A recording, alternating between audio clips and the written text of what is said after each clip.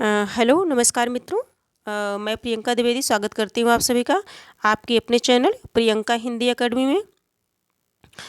मित्रों, हम सभी हिंदी सब्जेक्ट जिनका है PGT Hindi subject PGT level का 11 से 12 तक, ठीक है। इस पेपर को हम सभी सॉल्व करने चल रहे हैं और यह देखेंगे प्रश्नों के माध्यम से कि हमारी तैयारी कितनी हुई है और इनमें से कितने प्रश्न हमारे सही हैं, कौन सा ऐसा टॉपिक है जिनसे ज़्यादा प्रश्न बनते हैं और कौन सा ऐसा टॉपिक है जो हम सभी का वीक है, जिनमें हम सभी को और मेहनत करने की आवश्यकता है, ठीक है।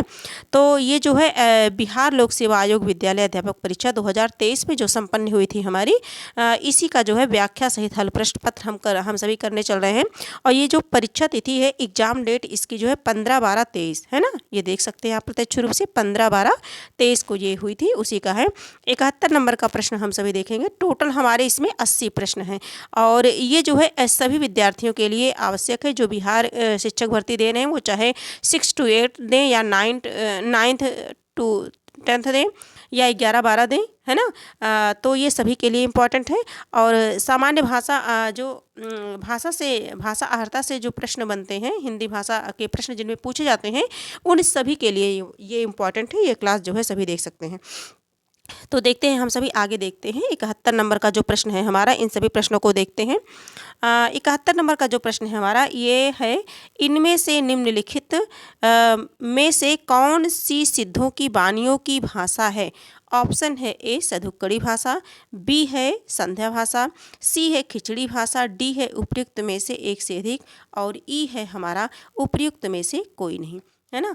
तो इसमें जो है सिद्धियों की जो भाषा है, वाणियों की भाषा है, वो करेक्ट आंसर हमारा बी हो जाएगा, संध्या भाषा है, ठीक है। आगे देखेंगे, इनसे संबंधित कुछ तथ्य हैं, पढ़ लेते हैं। ये सिद्धियों की वाणियों की भाषा संध्या भाषा है। इस सिद्धियों में सबसे पुराने सरहपाद हैं, ये प्रश्न बनता है। सिद्धों की भाषा को संध्या भाषा नाम जो है किसने दिया, तो मुनिदत्त या अद्वय वज्र ने। अद्वय वज्र ने किसने दिया, अद्वय वज्र ने दिया, ठीक है। मुनिदत्त या अद्वय वज्र ने दिया। आचार्य रामचंद्र शुक्ल ने कबीर की भाषा को सधुक्कड़ी कहा, ये भी प्रश्न बनता है। और श्याम सुंदर दास ने क्या कहा था, पंचमेल खिचड़ी कहा था। और हजारी प्रसाद द्विवेदी ने क्या क्या कहा था, वाणी का डिक्टेटर, है ना। तो सधुक्कड़ी किसने कहा, रामचंद्र शुक्ल ने, और श्याम सुंदर दास ने पंचमेल खिचड़ी, है ना। और वाणी का डिक्टेटर हजारी प्रसाद द्विवेदी ने कहा है। किसे कहा है, कबीरदास की भाषा को। आगे हम सभी देखते हैं, प्रश्न संख्या 72 देखते हैं। इनमें से कौन आदिकाल के कवि हैं। ऑप्शन ए है हृदय राम, बी है नाभादास, सी है प्राणचंद्र, डी है उपयुक्त में से एक से अधिक, ई है उपयुक्त में से कोई नहीं। तो इसमें क्या हो जाएगा, उपयुक्त में से कोई नहीं, करेक्ट आंसर हमारा ई हो जाएगा। ये सभी जो है कहाँ के हैं, भक्ति काल के हैं, ये सभी भक्ति काल के हैं। देखिए, सरहपा जो आदिकाल के कवि हैं, ये सब भक्ति काल के राम भक्ति शाखा के कवि हैं। आदिकाल के कवि हैं सरहपा, लुइपा, कढ़पा, डोमफिबा, हेमचंद्र, विद्यापति, चंद्रवरदाई। और विद्यापति और चंद्रवरदाई ये बहुत इंपॉर्टेंट है। इन्हें आप चाहें तो अपनी नोट्स बुक से इन्हें पढ़ सकते हैं। इनकी रचनाएं, जो भी रचनाएं हैं इनके, जो भी इनके काव्य हैं, पढ़ सकते हैं आप सभी। 73 नंबर का जो प्रश्न है, इनमें से कौन आकाशदीप कहानी के रचयिता हैं। ऑप्शन देखते हैं। ऑप्शन है जयशंकर प्रसाद, बी है चंद्रधर शर्मा गुलेरी, सी है जैनेन्द्र कुमार और डी उपयुक्त में से एक से अधिक, ई उपयुक्त में से कोई नहीं। तो ये आकाशदीप किसकी है, जयशंकर प्रसाद की है, करेक्ट आंसर हमारा ए हो जाएगा, ठीक है। आगे देखते हैं, ये आकाशदीप जयशंकर के बारे में है, जयशंकर प्रसाद की कहानियों के बारे में है, थोड़ा पढ़ लेते हैं। वैसे तो सभी परिचित हैं, है ना, लेकिन प्रत्यक्ष रूप से जब दिख रही है इग्नोर ना करें, क्योंकि इनसे बन सकते हैं। छाया प्रध्यन आंधी इंद्रजाल और उस पार का योगी, चंदा देवदासी, ममता इंपॉर्टेंट है, घीसू बिसाती, सालवती, मधुआ पुरस्कार भी इंपॉर्टेंट है, गुंडा, है ना। छाया प्रध्यन आंधी इंद्रजाल ये सभी इंपॉर्टेंट हैं। चंद्रधर शर्मा गुलेरी की प्रमुख कहानियाँ पूछा जाए तो इन्होंने 3 कहानियाँ लिख करके हिंदी साहित्य जगत में अपना स्थान प्राप्त कर लिया, अपनी ख्याति अर्जित कर ली। वो तीनों कहानियाँ कौन कौन है, सुखमय जीवन है, बुद्धू का कांटा है, उसने कहा था, ठीक है। जैनेन्द्र कुमार की कहानियों को भी हम देख लेते हैं। फांसी वातायन इंपॉर्टेंट है। फांसी वातायन, 2 चिड़िया, एक रात, नीलम देश की राजकन्या, ध्रुव यात्रा, पाजेब, जयसंधि और है स्पर्धा, एक कैदी, गदर के बाद, लाल सरोवर, जाह्नवी, अपना अपना भाग्य, ठीक है। अपना अपना भाग्य जैनेन्द्र कुमार। 74 नंबर का जो प्रश्न है, निम्न इनमें से कौन लॉर्ड कर्जन के शासन पर करारे आघात करने वाले लेखक हैं? तो कौन है हमारे, ये तो है बाल मुकुंद गुप्त, है ना, बाल मुकुंद गुप्त है। करेक्ट आंसर 74 का क्या हो जाएगा? 74 का हो जाएगा करेक्ट आंसर हमारा सी हो जाएगा। इन्होंने शिव शंभु के चिट्ठे नामक निबंध लिख करके करारा भंग किया था, किस पे? लॉर्ड कर्जन पे। तो आगे हम सभी बढ़ते हैं, 75 नंबर के प्रश्नों को देखते हैं। जो है, इन सिद्ध कवियों में से कौन सर्वप्रथम माने जाते हैं? ऑप्शन ए है लुइपा, बी है कढ़पा, सी है सरहपा, है ना, और डी वही है फिर से कि उपयुक्त में से एक से अधिक, और ई है उपयुक्त में से कोई नहीं। तो जो 75 नंबर का प्रश्न है हमारा, ये तो है सरहपा है। कौन है? सरहपा है। आगे देखते हैं, सरहपा को कई नामों से जाना जाता है। ये जो है सिद्ध कवियों में सरहपा सर्वप्रथम माने जाते हैं। सरहपा को हिंदी का प्रथम कवि कहा जाता है। इन्हें सरोज वज्र, राहुल भद्र आदि नामों से भी जाना जाता है। बच्चन सिंह ने लिखा है कि आक्रोश की भाषा का पहला प्रयोग सरहपा में ही दिखाई देता है। ये कोटेशन पूछा जाता है बच्चन सिंह जो है आक्रोश की भाषा का पहला प्रयोग सरहपा में दिखाई देता है। लुइपा शबरपा के शिष्य थे। ठीक है, 84 सिद्धों में लुइपा का जन्म स्थान प्रथम तथा सबसे ऊंचा माना जाता है। आगे हम सभी देखते हैं, कढ़पा सिद्धों में सर्वश्रेष्ठ विद्वान तथा सबसे बड़े कवि हैं। कौन? कढ़पा। कढ़पा बिहार के सोमपुरी स्थान पर रहते थे, है ना, तथा जलंधरपा को अपना गुरु बनाया था। राहुल संकृत्यायन के अनुसार कढ़पा पांडित्य और कवित्व में बेजोड़ थे।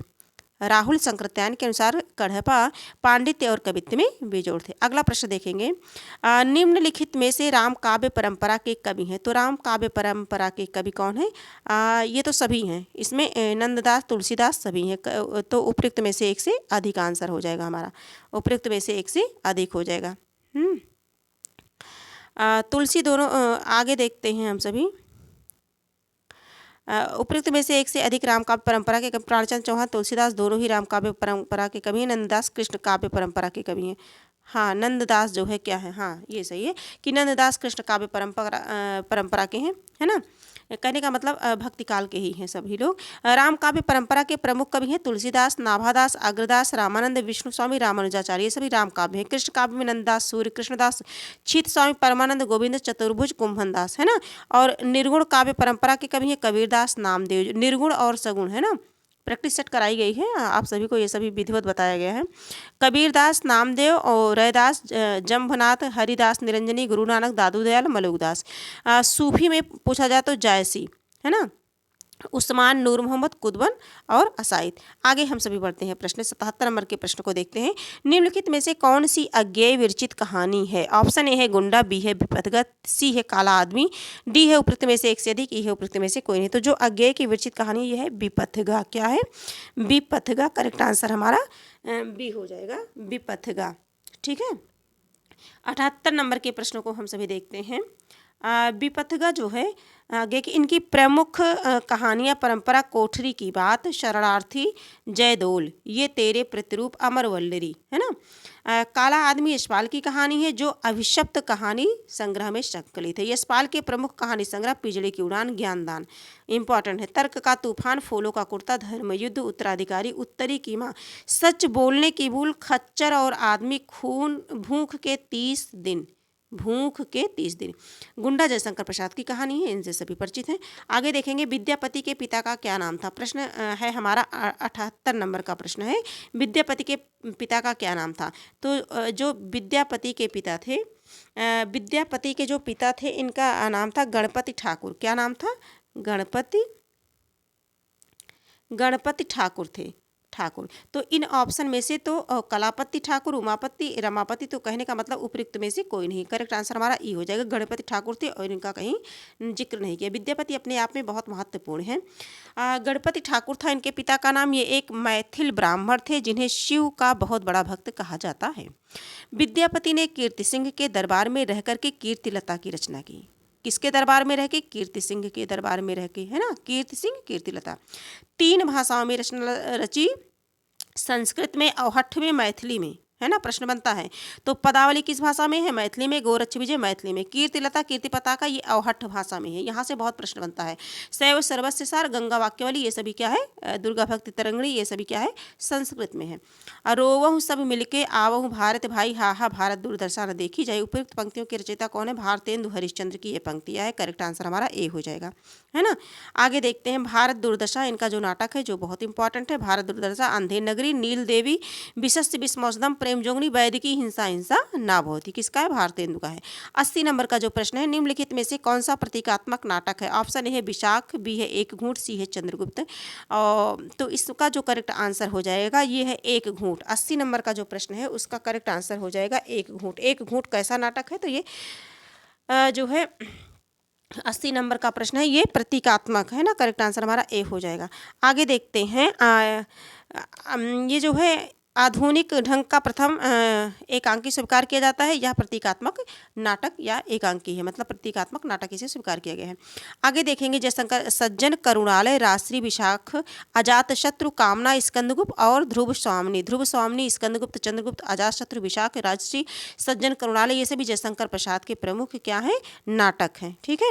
और 81 नंबर के प्रश्न को हम सभी देखते हैं। इनमें से कौन मिर्जा राजा जयसिंह के आश्रय में रहने वाले कवि हैं? ऑप्शन एक है घनानंद, बी है बिहारी, सी है आलम, डी उपयुक्त में से एक से अधिक, ई उपयुक्त में से कोई नहीं। तो 81 नंबर का जो प्रश्न है मित्रों, ये जो है राजा जयसिंह के तो कौन है? बिहारी हैं। करेक्ट आंसर हमारा क्या हो जाएगा? बी हो जाएगा। 81 का करेक्ट आंसर हमारा क्या हो जाएगा? बिहारी लाल, यानी कि सी हो जाएगा, बी हो जाएगा। क्षमा चाहूँगी, बी हो जाएगा, बिहारी, है ना। आगे देखेंगे हम सभी 82 नंबर के प्रश्नों को देखते हैं। जो 82 नंबर के प्रश्न हैं, हाँ 82 नंबर के प्रश्न को हम सभी देखते हैं। निम्नलिखित में से जगनिक किस काल के कवि हैं? जगनिक किस काल के कवि हैं? तो जगनिक जो है रीतिकाल, भक्तिकाल, आदिकाल, ये आदिकाल के कवि हैं। करेक्ट आंसर हमारा सी हो जाएगा, जगनिक आदिकाल के कवि हैं, ठीक है। और इनकी एक पंक्तियां हैं प्रमुख, बहुत ही फेमस हैं, जो पूछी जाती है परीक्षा में बार बार। 12 बरिस ले कुकुर जिए और 13 लो जिए सियार, और बरस 18 छत्री जीवे आगे जीवन को धिक्कार। ये किसका है? तो ये जगनिक की है, ठीक है। बीती विभावरी जागरी, अंबर पनघट में डुबो रही तारा घट उषा नागरी। उपयुक्त में कौन, उपयुक्त के रचयिता कौन है? मैथिली शरण गुप्त, जयशंकर प्रसाद, श्रीधर पाठक। तो ये तो चर्चित पंक्ति है ना। किसकी है? ये जयशंकर प्रसाद की है। करेक्ट आंसर हमारा क्या हो जाएगा? 83 का करेक्ट आंसर बी हो जाएगा। आगे बढ़ते हैं, नए प्रश्नों को देखते हैं।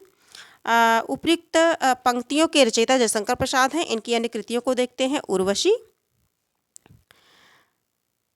उपयुक्त पंक्तियां जो हैं, कौन सा प्रश्न था? हाँ, बीती विभावरी जागरी है ना, जयशंकर प्रसाद। जयशंकर प्रसाद, इनकी प्रमुख कृतियां हैं उर्वशी, वनमिलन, प्रेम राज्य, शोकोच्छ्वास, प्रेम पथिक, महाराणा का महत्व, झरना, आंसू लहर, कामायनी, है ना। ये सभी इंपॉर्टेंट है। 84 नंबर के प्रश्न को देखते हैं। इनमें से कौन भारत भारती काव्य के रचयिता हैं? तो भारत भारती काव्य के रचयिता मैथिली शरण गुप्त हैं। ज़्यादा टाइम नहीं वेस्ट करना है। मैथिली शरण गुप्त तो हमारे ऑप्शन में है ही नहीं है ना, तो इसका मतलब होगा उपयुक्त में से कोई नहीं। करेक्ट आंसर हमारा ई हो जाएगा, उपयुक्त में से कोई नहीं, क्योंकि ये भारत भारती मैथिली शरण गुप्त की रचना है। और इनकी और रचनाओं को देख लेते हैं। रंग में भंग, जयद्रथवध, किसान, विकट भट्ट, साकेत इंपॉर्टेंट है। यशोधरा, द्वापर, जय भारत, पंचवटी इंपॉर्टेंट है, और भारत भारती भी इंपॉर्टेंट है। अयोध्या सिंह उपाध्याय हरिऔध की कृतियां हैं। प्रिय प्रवास, वैदेही वनवास, है ना, ये इंपॉर्टेंट है। अगला 85 नंबर के प्रश्न को देखते हैं। इनमें से कौन गऊ घाट पर निवास करने वाले कवि हैं? तो कौन है? ये है सूरदास जी है। करेक्ट आंसर हमारा बी हो जाएगा। 85 का करेक्ट आंसर हमारा जो है बी हो जाएगा, ठीक है। सूरदास जी हैं। कौन है? सूरदास जी हैं। सूरदास के ग्रंथों को हम देख लेते हैं। सूरसागर, सुरसारावली, साहित्य लहरी, है ना। और तुलसीदास का जन्म राजापुर जिला बांदा में हुआ था। शुक्ल जी तुलसीदास को स्मार्त वैष्णव मानते हैं। अगला देखते हैं 86 नंबर के प्रश्न को। इनमें से कौन नाथ पंथ से संबंधित कवि हैं? नाथ पंथ से संबंधित कवि हैं। तो ऑप्शन ए है नागार्जुन, बी है भट्ट केदार, सी है जड़ भरत, डी है उपयुक्त में से एक से अधिक, ई है उपयुक्त में से कोई नहीं। तो इसमें जो है दो है, नागार्जुन और जड़ भरत। तो उपयुक्त आंसर जो है डी हो जाएगा, उपयुक्त में से एक से अधिक। इन्हीं लोग नवनाथ भी कहते हैं। नाथों की संख्या कितनी है अगर पूछ लिया जाए तो नाथों की संख्या कितनी मानी गई है? 9 लोग इन्हें नवनाथ भी कहते हैं। गोरक्ष सिद्धांत संग्रह में इनका नाम इस प्रकार है, जैसे नागार्जुन हो गए, जड़ भरत हो गए, हरिश्चंद्र, सत्यनाथ, मीननाथ, गोरक्षनाथ, चरपट, जलंधर और मलयार्जुन। भट्ट केदार जयचंद्र प्रकाश की रचना है। भट्ट केदार किसकी है? जयचंद्र प्रकाश की रचना है। आगे हम सभी देखते हैं 87 नंबर के प्रश्न को देखते हैं। 87 नंबर का जो प्रश्न है, इनमें से कौन अकविता आंदोलन से संबंधित कवि? ऑप्शन ए है सौमित्र मोहन, ये जगदीश चतुर्वेदी हैं। कौन है? जगदीश चतुर्वेदी हैं। अकविता आंदोलन से संबंधित हमारे करेक्ट आंसर भी हो जाएगा, जगदीश चतुर्वेदी हो गए। ठीक है। अकविता पत्रिका के 3 संपादक थे, जगदीश चतुर्वेदी, श्याम परमार और रविन्द्रनाथ त्यागी। 1965 से 67 ईस्वी तक निकलने वाली अकविता पत्रिका के प्रस्तावकों में गिरजा कुमार माथुर, प्रभाकर माचवे, भारत भूषण अग्रवाल, विमल, अतुल, सौमित्र मोहन तथा मुद्रा राक्षस की रचनाएं उल्लेखनीय है। आगे देखेंगे इनमें से कौन अष्टछाप के संस्थापक हैं? तो अष्टछाप के संस्थापक हमारे विट्ठल नाथ ने हैं। विट्ठल नाथ ने अष्टछाप 1565 ईस्वी में इन्होंने किया था, है ना। कुसुपक गच्छन, इस तरह से हम लोगों ने पढ़ा था। कुसुपक गच्छन वल्लभाचार्य के जो है 4 हैं, कुम्भन, सूरदास, परमानंद, कृष्णदास। और विट्ठलनाथ के गच्छन गोविंद स्वामी, छीत स्वामी, चतुर्भुज दास और नंददास, है ना। 89 नंबर का जो प्रश्न है, कौन प्रयोगवादी कवि हैं? अज्ञेय, जयशंकर प्रसाद, महादेवी वर्मा। तो प्रयोगवादी कवियों में पूछा जा रहा है। जो 89 नंबर का प्रश्न है हमारा, ये है हमारे अज्ञेय जी हैं। करेक्ट आंसर हमारा ए हो जाएगा। आगे देखते हैं हम सभी, तार सप्तक के संपादक कौन है? अज्ञेय हैं। अज्ञेय का अगर पूरा नाम पूछ लिया जाए तो सच्चिदानंद हीरानंद वात्स्यायन अज्ञेय। 1943 में तार सप्तक का प्रकाशन हुआ था। तार सप्तक में 7 कवि संकलित हैं। जयशंकर प्रसाद, महादेव वर्मा, सुमित्रा नंदन, सुरकांत त्रिपाठी, निराला आदि छायावादी कवि हैं। ठीक, जयशंकर प्रसाद को छायावाद का प्रवर्तक माना जाता है। ठीक, कौन सा प्रश्न हम सभी पढ़ रहे थे? 89, प्रश्न संख्या 89 पढ़ रहे थे। 90 प्रश्न को हम सभी देखेंगे। 90 नंबर का जो प्रश्न है हमारा, निम्नलिखित में से कौन फणीश्वरनाथ रेणु जी का विरचित उपन्यास है? तो मैला आंचल, तितली पढ़ते। तितली तो जयशंकर प्रसाद का है ना। तितली क्या है? जयशंकर प्रसाद का है। और जयशंकर प्रसाद की ये अपूर्ण रचना तितली जो है। आगे देखेंगे हम सभी कंकाल, तितली, इरावती। इरावती अपूर्ण है ना। दीर्घ तपा जुलूस, कितने चौराहे, पलटू बाबू, रोड, रेणु के अन्य प्रमुख उपन्यास हैं। आगे हम सभी देखेंगे 91 से 100 तक प्रश्न है। ये पद्यांश हैं हमारे, इनको पढ़ना है और इन्हें ध्यानपूर्वक पढ़ना है। पढ़ने के बाद समझते हुए इन्हें पढ़ना है। पढ़ के इनके आंसर को हम सभी को बताना है। आगे देखते हैं हम सभी, पढ़ लेते हैं इसे थोड़ा सा। साहित्योन्नति के साधनों में पुस्तकालयों का स्थान अत्यंत महत्वपूर्ण है। इनके द्वारा साहित्य के जीवन की रक्षा, पुष्टि और अभिवृद्धि होती है। पुस्तकालय सभ्यता के इतिहास का जीता जागता गवाह है। इसी के बल पर वर्तमान भारत को अपने अतीत गौरव पर गर्व है। पुस्तकालय भारत के लिए कोई नई वस्तु नहीं है। लिपि के आविष्कार से आज तक लोग निरंतर पुस्तकों का संग्रह करते रहे हैं। पहले देवालय, विद्यालय और नृपालय इन संग्रहों के प्रमुख स्थान होते थे। इनके अतिरिक्त विद्वत जनों ने अपने निजी पुस्तकालय भी होते थे। विद्वत जनों के अपने निजी पुस्तकालय होते थे। मुद्रण कला के आविष्कार से पूर्व पुस्तकों का संग्रह आजकल की तरह सरल बात नहीं थी। कहने का मतलब आजकल सरल हो गई।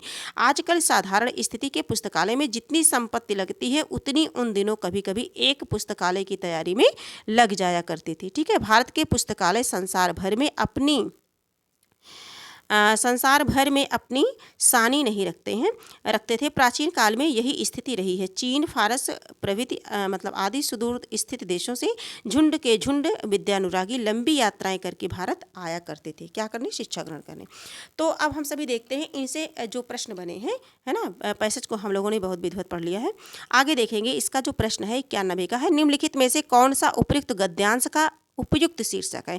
पुस्तकालय का महत्व, पुस्तकालय की उपलब्धियां, पुस्तकालय और भारत, उपयुक्त में से एक से अधिक, उपयुक्त में से कोई नहीं। तो ये क्या है? पुस्तकालय और भारत। 91 जो है, 91 प्रश्न का हमारा हो जाएगा पुस्तकालय और भारत। आगे देखते हैं हम सभी पुस्तकालय और भारत का आंसर सही हो जाएगा। पुस्तकों का संग्रह करना आजकल की तरह सरल बात ना थी। तो ऑप्शन 1 है लिपि के आविष्कार से, बी है पुस्तकों के निर्माण से, सी है मुद्रण कला के आविष्कार से, है ना। तो डी है उपयुक्त में से एक से अधिक। जो 92 का है मुद्रण कला के आविष्कार से, इसका जो करेक्ट आंसर हो जाएगा ये हो जाएगा सी हो जाएगा, मुद्रण कला के आविष्कार से। ये पैसेज में है, सारी बातें याद आ रही होंगी क्योंकि पैसेज हमने पढ़ा है। और जब आपके पास पैसेज हो तो बार बार आप अगर कन्फ्यूज हो कहीं तो आप देख भी सकते हैं, है ना। मुद्रण कला के आविष्कार से। आगे देखेंगे, ये है मुद्रण कला के आविष्कार से। आगे हम सभी देख लेते हैं क्या है, जो हमारा 93 नंबर का जो प्रश्न है, ये क्या पूछ रहा है हम सभी से। 93 नंबर का जो प्रश्न है, प्राचीन काल में भारत का बड़ा महत्व था, है ना। देखते हैं क्या किसमें, क्योंकि भारत विश्व गुरु माना जाता था, क्योंकि भारत में विश्व के अनेक सुदूर देशों से स्थित विद्यानुरागी पढ़ने आते थे, क्योंकि भारत की समृद्धि विश्वविख्यात थी। उपरोक्त में से ये चीज़ों को हम लोगों ने देखा था अभी पैसेज में, तो करेक्ट आंसर हमारा बी हो जाएगा। करेक्ट आंसर क्या हो जाएगा, बी हो जाएगा, है ना। सुदूर देशों से विद्यानुरागी पढ़ने आते थे। पुस्तकालय भारत के लिए नई वस्तु नहीं है, क्योंकि भारत में आरंभ से ही ज्ञान विज्ञान का पठन पाठन होता है। बी है, क्योंकि भारत में ज्ञान विज्ञान की परंपरा नहीं रही। सी है, क्योंकि भारत रूढ़िवादी देश है। डी है, उपयुक्त में से कोई नहीं। ई है, उपयुक्त में से कोई एक से अधिक। 94 का जो है इसमें हो जाएगा उपयुक्त में से कोई नहीं है। उपयुक्त में से कोई नहीं पूछा गया, तो उपयुक्त में से कोई नहीं। करेक्ट आंसर हमारा ई हो जाएगा। आगे देखते हैं, पुस्तकालय भारत के लिए नई वस्तु नहीं है, इसका उत्तर उपयुक्त में से कोई नहीं। पुस्तकालय सभ्यता के इतिहास का जीता जागता गवाह है, इसी के बल पर वर्तमान भारत को अपने अतीत पर गर्व है। पैसेज में हम ढूंढेंगे तो बड़ी सरलता से मिल जाएंगे, और आपको याद भी आ रहे होंगे कि हाँ, हम लोगों ने किस तरह से शब्दों को पढ़ा है। तो साहित्य की उन्नति का महत्वपूर्ण साधन है। ऑप्शन ए है वैभव, बी है भूमि, सी है पुस्तकालय। तो ये साहित्य की उन्नति का महत्वपूर्ण साधन हमारा क्या है, पुस्तकालय। करेक्ट आंसर हमारा क्या हो जाएगा, सी हो जाएगा। 95 का, हाँ, सी हो जाएगा। पुस्तकों का संग्रह शुरू हुआ। ऑप्शन ए है साहित्य लेखन के, बी है लिपि के आविष्कार के साथ, सी है हमारा अंधविश्वासों के अंत के बाद, डी है उपयुक्त में से एक से अधिक, और ई है उपयुक्त में से कोई नहीं। तो जो 96 नंबर का प्रश्न है मित्रों, ये जो 96 नंबर का प्रश्न है, यह है लिपि के आविष्कार से। इसका करेक्ट आंसर अगर हम देखना चाहें तो लिपि के आविष्कार से हुई है, ठीक है।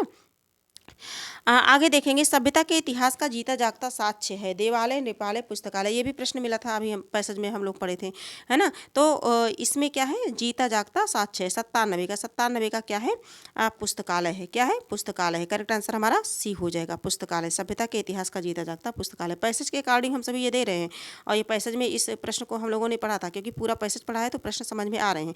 पुस्तकालय के आने से पहले पुस्तकों का संग्रह होता था, नृपालय में, देवालय में, शास्त्रागार में, उपयुक्त में से एक से अधिक। 98 नंबर का जो प्रश्न है हमारा, ये हो जाएगा डी, उपयुक्त में से एक से अधिक, क्योंकि नृपालय में भी होता था, पढ़ा था अभी, और देवालय में भी होता था, ठीक है। तो आगे देखेंगे हम सभी, उपयुक्त में से एक से अधिक। 98 का डी हो जाए। 99 नंबर के 99 नंबर के प्रश्नों को देखते हैं। ये कौन सा प्रश्न है, निम्नलिखित में से कौन सा पुस्तकालय के विकास का कारण है। ऑप्शन ए है धर्म, बी है राष्ट्र, सी है मुद्रण कला का आविष्कार, डी है उपयुक्त में से एक से अधिक। तो इसमें क्या है, मुद्रण कला का आविष्कार है, मुद्रण कला का आविष्कार। करेक्ट आंसर सी हो जाएगा। भारत को अपने अतीत गौरव पर गर्व है। देवालय के बल पर है, बी है पुस्तकालय के बल पर है, सी है नृपालय के बल पर है, डी है उपयुक्त में से एक से अधिक। उपयुक्त में से कोई नहीं। 5वां है, ई है। तो जो 100 नंबर का प्रश्न है हमारा, वो है पुस्तकालय के बल पर। किस पे, पुस्तकालय के बल पर, क्योंकि पुस्तकालय की ही चर्चा हुई है, पुस्तकालय और भारत में क्या कैसे है ना। तो 101 नंबर के प्रश्नों को देखते हैं। 101 से लेकर के 110 तक जो है गद्यांश को ध्यानपूर्वक पढ़िए, और पूछे गए प्रश्नों के सही विकल्प का उत्तर चुन करके उत्तर पत्रक में चिन्हित कीजिए। इस संसार में धन ही सब कुछ नहीं है। इस संसार में, थोड़ा सा छोटा कर लेते हैं इस तरह से जिससे दिखाई दे। इस संसार में धन ही जो है सब कुछ नहीं है। धन की पूजा तो बहुत कम जगहों में होती देखी गई है। संसार का इतिहास उठाकर देखिए और उदाहरण ढूंढ ढूंढ कर सामने रखिए, तो आपको विदित हो जाएगा, विदित मतलब ज्ञात हो जाएगा, कि जिनकी हम उपासना करते हैं, उन जिनके लिए हम आंखें बिछाने तक को तैयार रहते हैं, जिनकी स्मृति तरोताज़ा रखने के लिए हम अनेक तरह के स्मारक चिन्ह बनाकर खड़े करते हैं, उन्होंने रुपया कमाने में अपना समय नहीं बिताया था, बल्कि उन्होंने कुछ ऐसे काम किए थे जिनकी महत्ता हम रुपए से अधिक मूल्यवान समझते हैं। पैसेज बहुत जो है समझदारी का है। जिन लोगों के जीवन का उद्देश्य केवल रुपया बटोरना है, उनकी प्रतिष्ठा कम हुई है। अधिकांश अवस्थाओं में उन्हें किसी ने पूछा तक नहीं। उन्होंने जन्म लिया, रुपया कमाया और परलोक की यात्रा की, किसी ने जाना तक नहीं कि वे कौन थे और कहाँ से गए। मानव समाज स्वार्थी अवश्य है, पर वह स्वार्थ की उपासना करना नहीं जानता है। अंत में वे ही पूजे जाते हैं जिन्होंने अपने जीवन को अर्पित करते समय सच्चे मनुष्यत्व का परिचय दिया था। ये प्रश्न बनेगा, देख लेना। अगला देखेंगे, प्रश्न संख्या 101 देखते हैं। धन के प्रति अति आग्रह होने से मनुष्य स्वार्थी बन जाता है, बी है उसमें धन लोलुपता आ जाती है, सी वह श्रेष्ठ बन जाता है, डी उपयुक्त में से एक से अधिक, ई उपयुक्त में से कोई नहीं। तो जो 101 नंबर का प्रश्न है हमारा, ये हो जाएगा उपयुक्त में से एक से अधिक, उपयुक्त में से एक से अधिक। 101 का उपयुक्त में से एक से अधिक कहने का मतलब है धन के प्रति आग्रह मनुष्य स्वार्थी बन जाता है तथा उसमें धन लोलुपता आ जाती है ना, स्वार्थी भी बन जाता है और धन लोलुपता भी आ जाती है। तो दोनों प्रश्न ऑप्शन सही हैं। अगला प्रश्न देखते हैं हम सभी। 102 जीवन को अर्पित करने का अर्थ है जीवन को जन कल्याण के कार्य में लगाना, बी जीवन को सबल बनाना, सी जीवन को स्वस्थ बनाना, डी उपयुक्त में से एक से अधिक, ई उपयुक्त में से कोई नहीं। तो बी का 102 का जो हो जाएगा जीवन को जन कल्याण में लगाना, जीवन को अर्पित करने का अर्थ है जीवन को जन कल्याण में लगाना, है ना। और अगला प्रश्न देखते हैं 103 प्रश्नों को देखते हैं। कौन जन्म लेता है, रुपया कमाता है और मर जाता है? जो दानी होता है, जो अपने जीवन को अर्पित करता है, जिसके जीवन का उद्देश्य धन संग्रह होता है ना। तो अभी हम लोगों ने पढ़ा था कौन जन्म लेता है, रुपया कमाता है और मर जाता है, जिसके जीवन का उद्देश्य क्या होता है, धन का संग्रह करना होता है। 3 का सी हो जाएगा, है ना। आगे देखेंगे हम सभी 4 प्रश्नों को देखेंगे। अंत में वही पूजा जाता है जो बलवान होता है, बी जो धनवान होता है, सी जो शक्तिशाली होता है, डी उपयुक्त में से कोई नहीं। जो 104 नंबर का प्रश्न है तो इसका हो जाएगा उपयुक्त में से कोई नहीं। अंत में वही पूजा जाता है, एक कहने का मतलब इसका ई हो जाएगा, उपयुक्त में से कोई नहीं।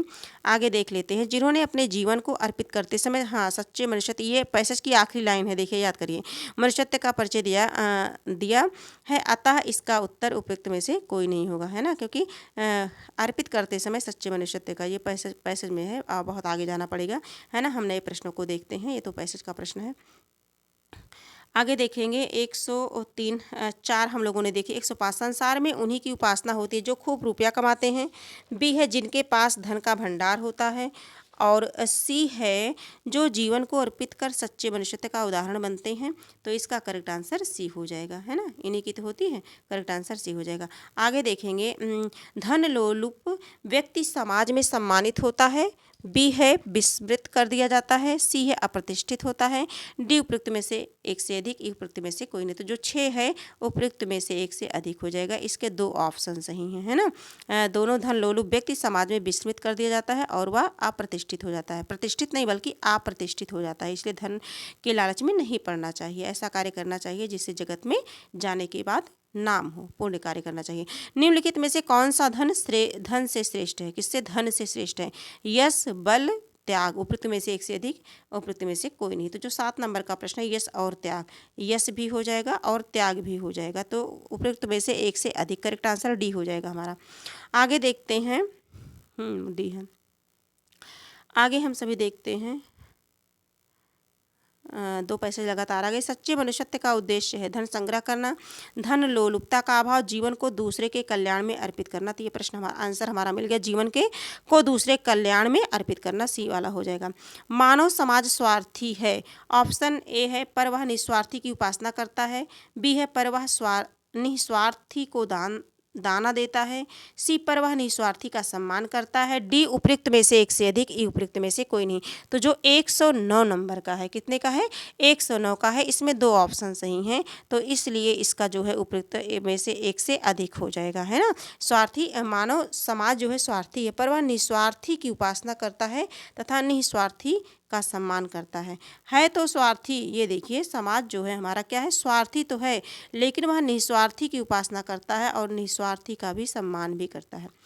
110 नंबर के प्रश्न को देखते हैं, गद्यांश से संबंधित है। उपयुक्त गद्यांश के अनुसार निम्नलिखित में से कौन सा सत्य है? ऑप्शन ए है धन की पूजा सर्वत्र होती है, बी है धन जीवन का सर्वस्व है, सी धन जीवन का वरदान है, डी उपयुक्त में से एक से अधिक, उपयुक्त में से कोई नहीं। तो 110 नंबर का जो है इसमें कोई नहीं होगा, इसमें कोई नहीं होगा। 110 इसमें से कोई नहीं होगा। धन की पूजा सर्वत्र होती है, धन जीवन का वरदान है, गलत है, इसमें से कोई नहीं होगा। देखते हैं इसका आंसर क्या होगा। धन से सम्मान नहीं प्राप्त किया जा सकता, यह उपयुक्त अनुच्छेद में बताया गया। पैसेज को हम लोगों ने शुरू में पढ़ा था तो बताया गया था कि धन लालची व्यक्ति का कभी भी सम्मान नहीं होता है। आगे देखेंगे 111 नंबर के प्रश्न को देखेंगे। ये व्याकरण से प्रश्न यहाँ बन चुके हैं। निम्नलिखित में से कौन सी भाववाचक संज्ञा है? ऑप्शन ए है उत्तर, बी है मंगलवार, सी है सामीप्य। तो इसमें भाववाचक संज्ञा सामीप्य, करेक्ट आंसर जो है सी हो जाएगा। देखिए भाववाचक संज्ञा के बारे में हम पढ़ लेते हैं। जिस संज्ञा शब्द से पदार्थों की अवस्था, गुण, दोष, भाव या दशा, धर्म आदि का बोध हो उसे भाववाचक संज्ञा कहते हैं। जैसे बचपन, बुढ़ापा, है ना, सत्य, ये सब भाववाचक संज्ञाएं हैं। व्यक्तिवाचक देख लेते हैं। जिन शब्दों से किसी विशेष व्यक्ति, स्थान अथवा वस्तु के नाम का बोध होता है उन्हें व्यक्तिवाचक संज्ञा कहते हैं। जैसे उत्तर हो गया, मंगलवार हो गया, दिल्ली हो गया, राम हो गया, ये सभी व्यक्तिवाचक संज्ञा के अंतर्गत आते हैं। 112 नंबर का प्रश्न देखते हैं। निम्नलिखित में से कौन सा गुणवाचक विशेषण है? तो दूना, सब कुछ, ये सभी जो है तो ये तो संख्यावाचक है ना। तो उपयुक्त में से कोई नहीं होगा। करेक्ट आंसर हमारा ई होगा। हाँ, ई होगा। देखिए गुणवाचक संज्ञा, गुण, दशा, स्वभाव आदि लक्षण उन्हें गुणवाचक कहते हैं। जैसे नया हो गया, पुराना हो गया, बाहरी, सुंदर, गाढ़ा, भला, ये सभी क्या है? गुणवाचक संज्ञाएं हैं। क्या है? गुणवाचक संज्ञाएं। गुणवाचक विशेषण है, क्षमा चाहूँगी, संज्ञा नहीं, गुणवाचक विशेषण है। इसमें गुणवाचक विशेषण, ये संख्यावाचक विशेषण है। ठीक है। 113 नंबर के प्रश्न को हम सभी देखेंगे। हाँ, संख्यावाचक देख लेते हैं। जिन शब्दों से संज्ञा या सर्वनाम की संख्या लक्षित हो उसे कहते हैं। अभी बताया गया था कि दूना, सब कुछ, पहला, तीसरा, चौगुना, ये सभी क्या है? संख्यावाचक विशेषण हैं। प्रश्न संख्या 13 देखते हैं। निम्नलिखित में से कौन सा द्वंद्व समास का उदाहरण है? तो द्वंद्व समास का उदाहरण है। ये समास तो हम लोग बहुत अच्छी तरीके से पढ़ चुके हैं, है ना, डीपली पढ़ चुके हैं और इसकी प्रैक्टिस भी बहुत अच्छे से किए हैं। तो ऋषि और मुनि द्वंद्व समास में दोनों पद प्रधान होते हैं। जो हमारा द्वंद्व समास होता है इसके दोनों पद प्रधान होते हैं, है ना। प्रत्येक में क्या है? अव्ययभाव समास है। ऋषि, तो करेक्ट आंसर हमारा ए हो जाएगा। जिसमें पूर्व पद की प्रधानता हो और सामासिक पद या समास क्या हो? अव्यय हो, वही क्या होता है? अव्यय भाव, है ना। और उपसर्ग से भी बने शब्दों को अव्यय भाव के अंतर्गत रखा जाता है। 14 नंबर के प्रश्न है हमारा। निम्नलिखित में से कौन सी व्यक्तिवाचक संज्ञा है? ऑप्शन 1 है बहन, बी है कलम, सी है पानी। व्यक्तिवाचक संज्ञा पूछा जा रहा है। उपयुक्त में से एक से अधिक, उपयुक्त में से कोई नहीं। तो जो 114 नंबर का प्रश्न है हमारा, 114 नंबर का जो प्रश्न है हमारा, इसमें उपयुक्त में से कोई नहीं, क्योंकि ये सभी क्या है? जातिवाचक संज्ञाएं हैं। जिन संज्ञाओं से एक ही प्रकार की वस्तुओं अथवा व्यक्तियों का बोध होता है उन्हें जातिवाचक संज्ञा कहते हैं। जैसे बहन, बहन मतलब किसी कोई एक बहन नहीं, बहन एक प्रकार की मतलब सभी बहनें। कलम, कलम में किसी एक कलम का नाम होगा तो वो व्यक्तिवाचक, लेकिन कलम यानी कि सभी कलम इसमें आ जाती हैं। पानी, प्रोफेसर, ठग आदि ये सभी क्या है? जातिवाचक हैं। 15 नंबर के प्रश्न को देखते हैं। निम्नलिखित में से कौन सी सकर्मक क्रिया है? सकर्मक क्रिया है। ऑप्शन है खाना, बी है कहना, सी है दौड़ना, डी है उपयुक्त में से एक से अधिक, ई है उपयुक्त में से कोई नहीं।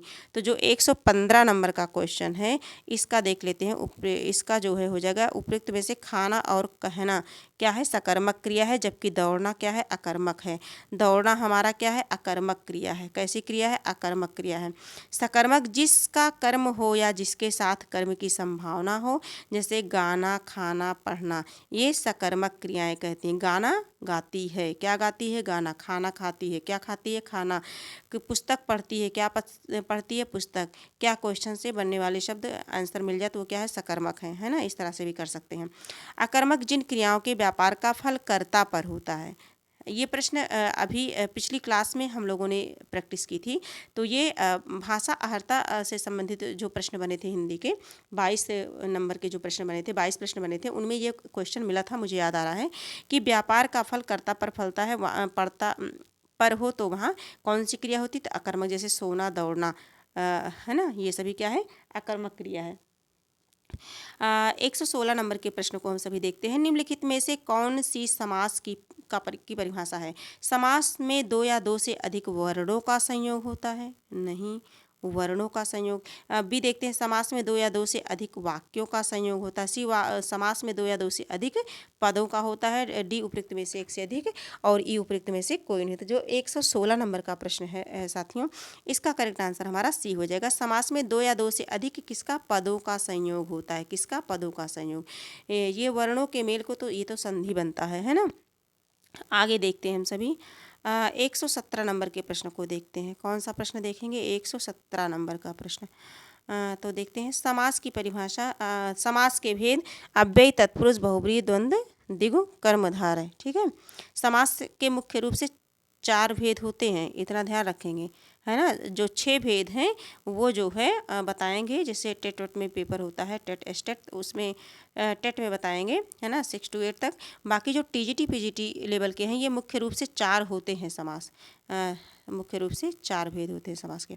आगे देखेंगे 117 नंबर का प्रश्न है, निम्नलिखित में से कौन सा अव्यय है। ऑप्शन ए है जब, बी है पुत्र, सी है ठीक, डी है उपयुक्त में से एक से अधिक, ई है उपयुक्त में से कोई नहीं। तो 117 नंबर का जो है इसमें हो जाएगा उपयुक्त में से एक से अधिक। देख लेते हैं इसे। जो है जैसे अव्यय ऐसे शब्दों को कहते हैं जिनके रूप में लिंग, वचन, पुरुष, कारक इत्यादि के कारण कोई विकार उत्पन्न नहीं होता है। अव्यय है ना, जिन्हें बदला नहीं जाता। जैसे जब हो गया, ठीक हो गया, जैसे जब, तब हो गया, अभी, तथा, एवं, किंतु, है ना। ये जो है इसका परिवर्तन नहीं होता, ये ठीक वैसे ही हूबहू प्रयोग किया जाता है, वो चाहे जो लिंग हो, चाहे जो वचन हो, चाहे जो पुरुष हो, चाहे जो कारक हो। तो ये अव्यय शब्द है। क्या है अव्यय? तो जब और क्या है ठीक, जब और ठीक, ये दोनों क्या है अव्यय। आगे देखेंगे जब और ठीक, जब और ठीक। ठीक है, आगे देखते हैं हम सभी 18 नंबर के प्रश्न को देखते हैं। निम्नलिखित में से कौन सा निश्चयवाचक है। निश्चय, यह, कोई, यह, जो, है ना, कोई कंफर्म नहीं है, जो, है ना, यह निश्चयवाचक है। इसका करेक्ट आंसर बी हो जाएगा। क्या है? बी हो जाएगा। जिस सर्वनाम से वक्ता के पास या दूर की किसी वस्तु के निश्चय का बोध होता है उसे निश्चयवाचक सर्वनाम कहते हैं। जैसे यह और वह। अनिश्चयवाचक जिस सर्वनाम से किसी निश्चित वस्तु का बोध हो ना हो उसे अनिश्चयवाचक सर्वनाम कहते हैं। जैसे कोई, कुछ, क्या है? अनिश्चय, क्योंकि निश्चित है ही नहीं। संबंध में जैसे जिसका किसी से संबंध स्थापित होता है, जैसे जो, सो, है ना। 19 नंबर के प्रश्न को देखते हैं। निम्नलिखित में से कौन सा पुल्लिंग शब्द है। अकड़, अफवाह, स्पर्श पुल्लिंग शब्द है। पूछा जाता है, स्पर्श किया जाता है। आगे देखेंगे 119 का हो जाएगा, पुल्लिंग शब्द है स्पर्श। करेक्ट आंसर सी हो जाएगा। देखते हैं, स्पर्श पुल्लिंग शब्द है, जबकि अकड़, अफवाह क्या है? स्त्रीलिंग है। कर्ता कारक के ने चिन्ह का प्रयोग नहीं होता है भूतकाल में, बी है वर्तमान काल में, सी है भविष्यत काल में। तो इसका जो करेक्ट आंसर होगा 120 का होगा। इसका डी ऑप्शन देखते हैं हम सभी। कर्ता कारक ने चिन्ह का प्रयोग वर्तमान काल और भविष्यत काल में नहीं होता। ने, है ना, कर्ता कारक के ने चिन्ह का प्रयोग नहीं होता, बल्कि भूतकाल में होता है। कारक के कितने भेद हैं? 8 भेद हैं। कारक के कितने भेद हैं? 8 भेद हैं। कारक टॉपिक को अगर आपको विस्तृत पढ़ना है अच्छे ढंग से, तो आप जो है देख सकते हैं। कारक के क्वेश्चन कराए गए हैं। पूरी क्लास चली है कारक प्रकरण पे, और वो क्लास ऐसी है कि एक बार पढ़ने के बाद फिर दोबारा आप जो है आपको कारक में किसी प्रकार का कन्फ्यूजन उत्पन्न नहीं होने वाला है। कारक विभक्तियाँ कर्ता ने कर्म को करण से के द्वारा संप्रदान को के लिए अपादान से अलग होने के अर्थ में, है ना। जब कोई किसी वस्तु कोई अलग होती है तो वहाँ अपादान होता है। और अपादान का एक बहुत ज़्यादा इम्पॉर्टेंट उदाहरण है पेड़ से पत्ते गिरते हैं, है ना। आगे देखते हैं, हिमालय से गंगा निकलती है, ये सब है। संबंध का के की रारेरी अधिकरण में पर संबोधन है अरे जी। ठीक है, आगे देखते हैं 121 नंबर के। निम्नलिखित में से कौन सा अशुद्ध शब्द है। मंत्रिमंडल, बी है भ्रातागण, सी है योगीवर, डी है उपयुक्त में से एक से अधिक, ई है उपयुक्त में से कोई नहीं। तो इसमें जो है उपयुक्त में से कोई नहीं हो जाएगा, है ना, क्योंकि हम सभी देख लेते हैं। मंत्रिमंडल नहीं होता, मंत्रिमंडल होता है। भ्रातृगण, भ्राता नहीं भ्रातृ, और योगीगण होता है। योगी वर लिखा है, योगी वर नहीं योगीगण होता है। मंत्रिमंडल और भ्रातृगण, इस तरह से। आगे देखेंगे 122 नंबर के प्रश्न को देखेंगे। निम्नलिखित में से कौन सी अकर्मक क्रिया है। सकर्मक और अकर्मक, है ना। सोना, पढ़ना, लिखना, उपयुक्त में से एक से अधिक, उपयुक्त में से कोई नहीं। तो जो 122 की है, 122 नंबर का जो प्रश्न है, 122 नंबर का जो प्रश्न है हमारा, इसमें है, हाँ, इसमें जो है सोना अकर्मक क्रिया, जबकि पढ़ना और लिखना क्या है? सकर्मक। क्या लिखती है? पत्र लिखती है। मीरा पत्र लिखती है, मोहन पुस्तक पढ़ता है ना। रोना, रोना ये क्या है, अकर्मक क्रिया है। आगे देखेंगे निम्नलिखित में से कौन सी संधि की परिभाषा है। ऑप्शन ए है संधि की परिभाषा, संधि में दो शब्दों के मेल से विकार उत्पन्न होता है। बी है संधि में दो पदों के मेल से विकार उत्पन्न होता है। सी दो वाक्यों के मेल से विकार उत्पन्न होता है। इसमें से जो है ई हो जाएगा, उपयुक्त में से कोई नहीं, क्योंकि जो है संधि में क्या होता है, दो वर्णों के मेल से होने वाले विकार को हम क्या कहते हैं, संधि कहते हैं। वर्णों के आधार पर संधि के तीन भेद होते हैं, और स्वर संधि, व्यंजन संधि और विसर्ग संधि। इसकी भी प्रैक्टिस सेट कराई गई है, चैनल पे आप जाके देख सकते हैं। निम्नलिखित में से किसमें कर्ता कारक के ने चिन्ह का प्रयोग होता है। सामान्य भूतकाल, आसन्न भूतकाल, अपूर्ण भूतकाल। उपयुक्त में से एक से अधिक, उपयुक्त में से कोई नहीं। तो इसमें जो है इसका करेक्ट आंसर डी, उपयुक्त में से एक से अधिक ने का चिन्ह का प्रयोग होता है। तो इसमें जो है भूतकाल, देखिए अपूर्ण कर्ता कारक ने चिन्ह का प्रयोग केवल जो है अपूर्ण भूत को छोड़ करके शेष पांचों भूतों, पांच भूतकाल, सामान्य भूतकाल, आसन्न, पूर्णभूत, संदिग्ध, हेतु, हेतुमत भूत में होता है। आगे देखेंगे हम सभी जो है 25 नंबर के प्रश्न को देखेंगे हम सभी। 25 नंबर अच्छा खासा प्रश्न आया है व्याकरण से। 25 नंबर का प्रश्न देखेंगे निम्नलिखित में से कौन सा बहुवचन शब्द है। बहुवचन, देखिए वचन से संबंधित प्रश्न भी है, काल से संबंधित प्रश्न है, व्याकरण का कोई भी पार्ट बचा नहीं है। कहने का मतलब सभी पार्टों पे हमें अच्छे से फोकस करना है। निम्नलिखित में से कौन सा बहुवचन शब्द है। ऑप्शन एक है बालक, बी है प्राण, सी है आदमी और डी है उपयुक्त में से एक से अधिक और ई है उपयुक्त में से कोई नहीं। तो प्राण, लोग, दर्शन, देखिए ध्यान दीजिए, यहाँ से प्रश्न कई बनता है। प्राण, लोग, दर्शन, आंसू, ओठ, दाम, अक्षत इत्यादि शब्दों का प्रयोग हिंदी में बहुवचन में होता है। प्राण, लोग, दर्शन, आंसू, ओठ, दाम, अक्षत इत्यादि का। बालक, आदमी, वधू, लता, साधु, पाठक, अधिकारी इत्यादि शब्दों का प्रयोग हिंदी में एक वचन में होता है। संज्ञा, सर्वनाम, विशेषण और क्रिया के जिस रूप से उनकी संख्या का बोध होता है उसे क्या कहते हैं, वचन कहते हैं। ठीक है, 126 नंबर के प्रश्न को देखते हैं। निम्नलिखित में से कौन सा क्रिया विशेषण है। अरे, हाय, नगर, है ना। तो इसमें तो विशेषण, क्रिया विशेषण तो कोई नहीं है, उपयुक्त में से कोई नहीं। करेक्ट आंसर हमारा ई हो जाएगा। देखते हैं जैसे है जिस शब्द से क्रिया विशेषण या दूसरे क्रिया विशेषण की विशेषता प्रकट होती है उसे क्रिया विशेषण कहते हैं। जैसे राम धीरे धीरे, धीरे धीरे क्रिया विशेषण टहलता है। इस वाक्य में धीरे धीरे क्रिया क्या है, क्रिया विशेषण। निम्नलिखित में से कौन सा दीर्घ स्वर संधि का उदाहरण है। ऑप्शन ए है देवर्षि, बी है सदैव, सी है यद्यपि, डी है उपयुक्त में से कोई नहीं, ई है उपयुक्त में से एक से अधिक, उपयुक्त में से कोई नहीं। देवर्षि, सदैव, यद्यपि इनमें से कोई नहीं है, क्योंकि दीर्घ पूछा गया है ना, दीर्घ स्वर संधि है ना। जैसे विद्यालय हो गया, शिवालय हो गया, है ना, भानुदय हो गया, ये सभी क्या है, दीर्घ स्वर संधि है। और गुण संधि में जैसे देवर्षि, है ना, महाधन, ऋषि, महर्षि, ये सभी हो गया। सदैव, है ना, जब दो मात्राएं होती हैं तो क्या होती हैं, यद्यपि जो है यण संधि हो गई, जब बीच में आधा वर्ण और या आ जाए, है ना, आधा वर्ण और वा आ जाए।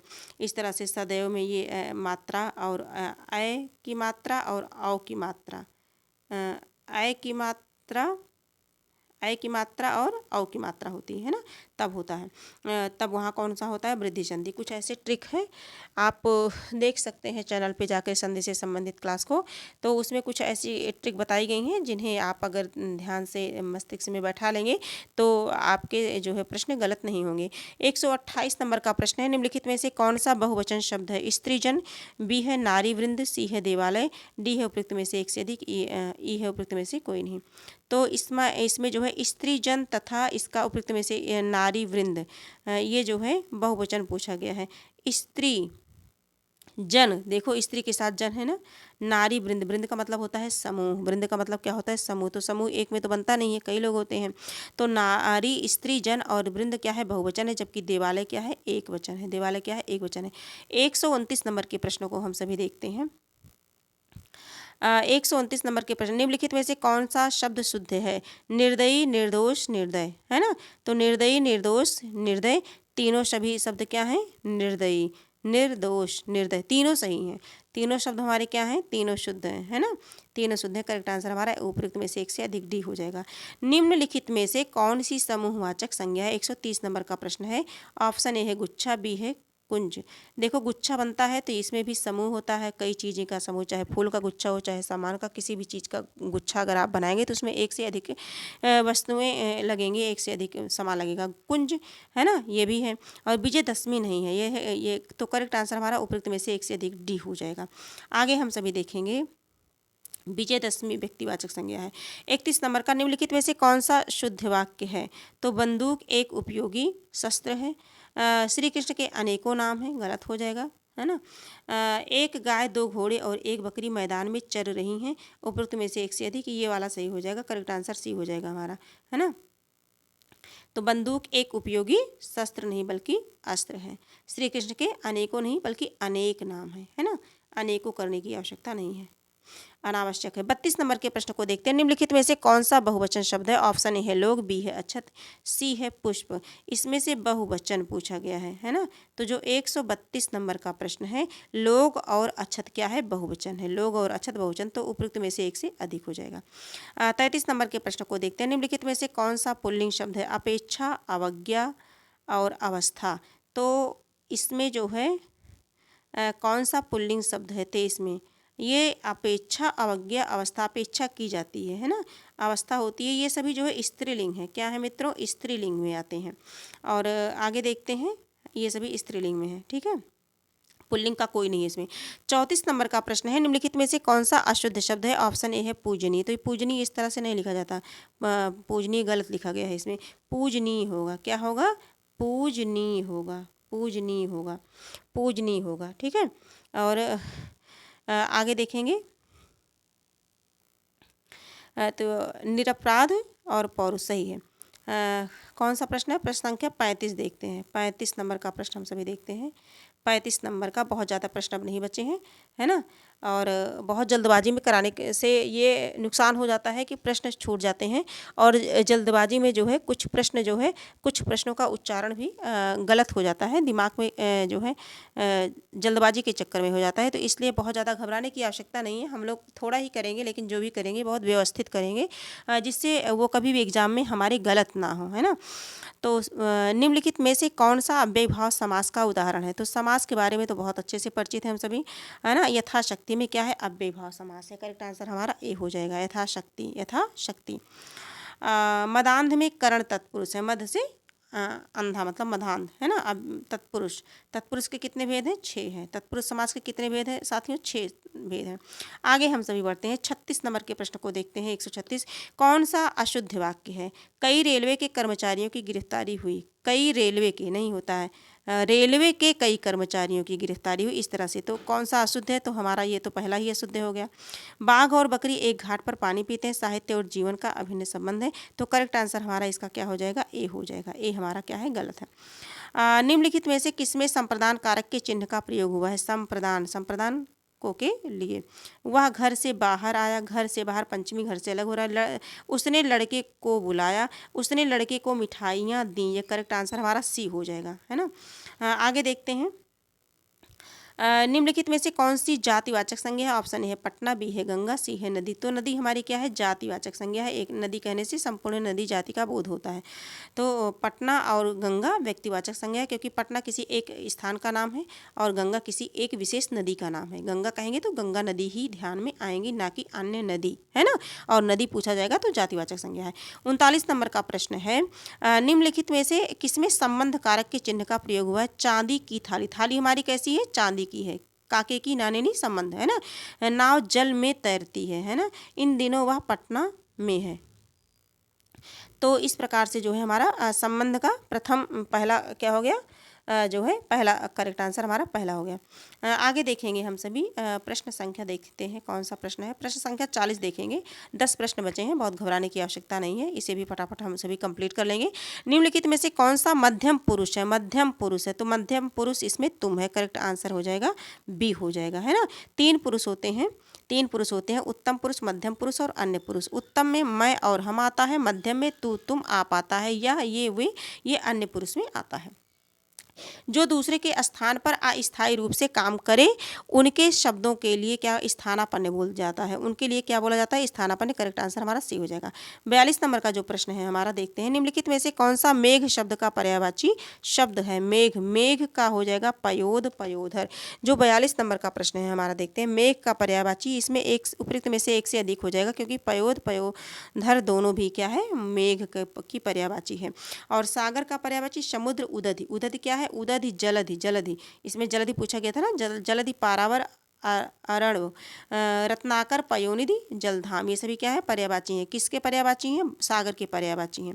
आगे देखेंगे 43 नंबर का प्रश्न है, निम्नलिखित में से कौन सा अवनत का विपरीतार्थक है। अवनत का क्या होगा, उन्नत होगा। करेक्ट आंसर सी हो जाएगा। विपरीतार्थक शब्द का तात्पर्य होता है साथियों विलोम शब्द, अपोजिट, ठीक उसके, ठीक है। आगे देखेंगे हम सभी, दौड़ धूप करना मुहावरे का अर्थ है परिश्रम करना। इसमें से देखना है बड़ी कोशिश करना, खूब उन्नति करना।